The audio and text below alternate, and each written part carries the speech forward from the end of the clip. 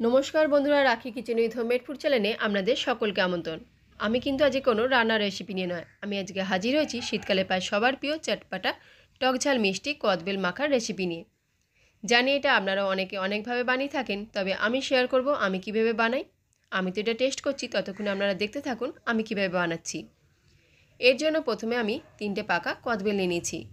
এই পাকা কদবেল কেনার একটা পদ্ধতি আছে। যখন বাজারে কিনবেন তখন একটু মেজে ফেলে ধাপিয়ে দেখবেন, যদি দেখেন ধাপছে তাহলে বুঝবেন বেলটা কাঁচা, আর যদি দেখেন বেলটা ধপ করে বসে গেল বুঝবেন বেলটা পাকা। এবার আমি নিয়ে নিলাম ঝাল অনুযায়ী 3টে কাঁচা লঙ্কা। কাঁচা লঙ্কাগুলোকে আমি ভালো করে কুচি করে নেব, আপনারাও আপনাদের ঝাল অনুযায়ী নেবেন। নিয়ে নিলাম সামান্য ধনে পাতা, ধনে পাতাটাকে আমি কুচি করে নিচ্ছি। আর নিয়ে নিলাম একটা গোটা পাতিলেবু। পাতিলেবুকে এইভাবে 4 ভাগের 1 ভাগ নিয়ে নেব।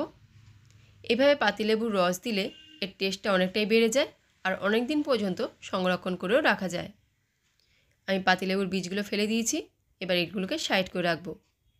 এবার বেলগুলোকে ফাটিয়ে নিয়ে আসছি। বেলগুলো ফাটানো হয়ে গেছে, দেখতেই পাচ্ছেন কত সুন্দরভাবে পেকেছে।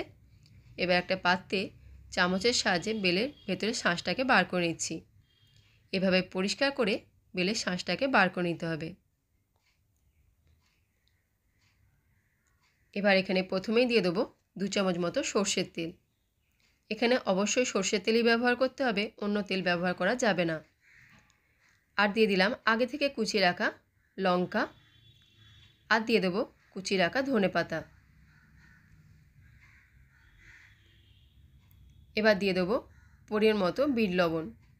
যারা এখনও এই কদবেল টেস্ট করনি তাদেরকে বলি তোমরা একবার হলেও এটা টেস্ট করে দেখো, কথা দিলাম ভালোই লাগবে। এবার দিয়ে দিলাম 3 চামচ মতো আখের গুড়। এখানে আমি আখের গুড় ব্যবহার করেছি, আখের গুড় দিলে টেস্টটা অনেকটাই বেড়ে যায়। আর দিয়ে দিলাম পাতিলেবুর রসটা। আর যেহেতু আমি সংরক্ষণ করে রাখবো সেহেতু আখের গুড় দিলে এটা অনেক দিন পর্যন্ত নরম থাকবে। চিনি দিলে কিন্তু বেলটা শক্ত হয়ে যাবে। এবার হাতের সাহায্যে ভালো করে মেখে নিতে হবে। জানি এটা দেখতে খারাপ লাগছে, তবু হাত দিয়ে মাখলে কিন্তু এটা টেস্ট অনেকটাই বেড়ে যায়।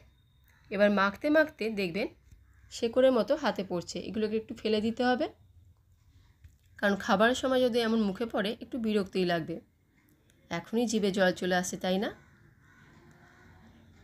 অনুরোধ করব আপনারাও বাড়িতে একবার হলে এইভাবে বানিয়ে খান, আর অবশ্যই আমাকে জানান আপনাদের কেমন লাগলো। আশা করি আজকে ভিডিও আপনাদের কাছে ভালো লেগেছে। ভালো লাগলে লাইক শেয়ার কমেন্ট করার অনুরোধ রইল।